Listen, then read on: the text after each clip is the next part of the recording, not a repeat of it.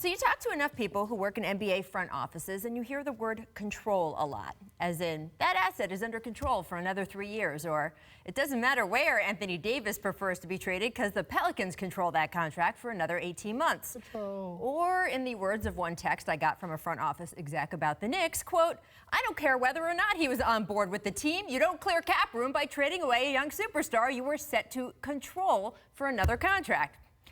The truth, of course, is that control is as much of an illusion in the NBA as it is anywhere else. Ask Tom Thibodeau about Jimmy Butler. Ask Kobe Bryant about his Achilles. Ask Rudy Tomjanovich about Kermit Washington's fist. That went dark. Or you can just ask the Celtics about Kyrie Irving. Boston is one of the most buttoned-up, detail-oriented franchises in the league with a rock-solid plan for the future. But Kyrie still managed to set off an earthquake the other day when he walked back his preseason declaration that he planned to re-sign with the Celtics when his deal is up this summer. And by the way, totally fair for Kyrie to say, quote, at the end of the day, I'm going to do what's best for me in my career. I don't owe anybody expletive. He's earned his upcoming free agency. But where has that left the Celtics? They don't control the Anthony Davis talks. They can't officially even be in them until the summer unless they want to give up Kyrie. And now Adrian Wojnarowski is reporting that AD has given the Pelicans a list of teams he'd signed long-term deals with, and that doesn't include Boston. The Celtics also don't control the value of some of their trade assets because the teams whose picks they've stockpiled are either winning too much, Sacramento, which decreases the pick's value, or losing too much, Memphis, which sinks the pick into protections. They also clearly don't control Kyrie.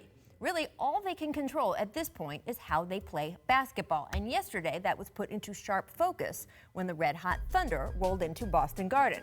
This was a game that showed off all the benefits of the Celtics' depth. Marcus Smart looked good. Jaylen Brown looked good. Al Horford looked good. And Kyrie, whew, you knew early that he was going to have it going. He'd finish with 30 points, shooting 14 for 19 from the floor, 11 assists, and then, yep, there he is, right in the middle of the most decisive sequence of the afternoon, poking the ball away from Russ, as Russ was barreling toward the basket to tie things up with 7 seconds on the clock. When it was all over, Boston had its 9th win in 10 games, a roll that's pushed them to number 3 in the East and climbing. And really, for all the talk about surrounding this team in recent days, the thing that's most going to determine the Celtics' future is how they play. If they win, that's their best sell to Kyrie to stay. If they win, the trade value of their young players goes up, which helps them in the bidding war for Anthony Davis.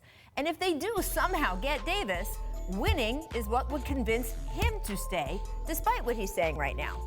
The Celtics do not control everything about their future. The truth is, they never did. The events of the past couple days just reminded them of that. But they don't control nothing here either. And this weekend, they showed they remember that too. So, Paul, given all of that, what should the Celtics do here? Because right now they're preaching patience. Yeah, of course. I mean, this team is built for the long run. I mean, they have young players. They have a veteran in Kyrie. They have assets. So this team could possibly be in the finals. They haven't played to their potential right now because expectations have fallen upon them before the season started. They're starting to live up to some of those expectations, but we won't know until the playoffs start to see how this team has grown from a year ago. So they shouldn't get spooked by this Kyrie Not at all. drastic. Not at all. I mean, winning solves a lot of problems. Yeah, and, you know, continuity, we always talk about it's not enough of it in the league. You know, they've got continuity. Why would they shake things up? What would they do?